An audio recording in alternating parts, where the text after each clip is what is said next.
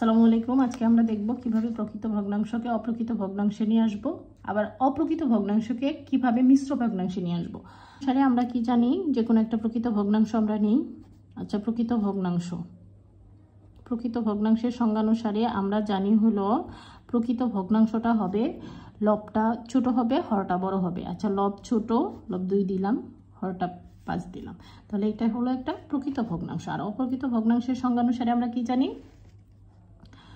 অপ্রকৃত ভগ্নাংশের সংজ্ঞানুসারে আমরা জানি হলো লবটা বড় হবে, হরটা ছোট হবে।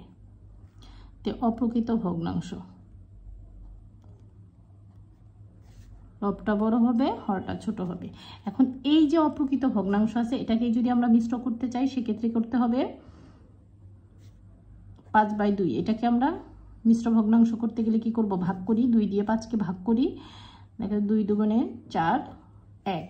এটাকে আমরা লিখতে পারি 2 সমস্ত 1/2। আমরা কি মিশ্র ভগ্নাংশের সংজ্ঞানুসারে জানি হলো একটা পূর্ণ সংখ্যার সাথে প্রকৃত ভগ্নাংশ যুক্ত থাকবে। তাহলে মিশ্র ভগ্নাংশ এখানে আমাদের হয়ে গেছে। অপ্রকৃত ভগ্নাংশকে আমরা কিন্তু মিশ্র ভগ্নাংশে প্রকাশ করে ফেলছি। তাহলে মিশ্র ভগ্নাংশ,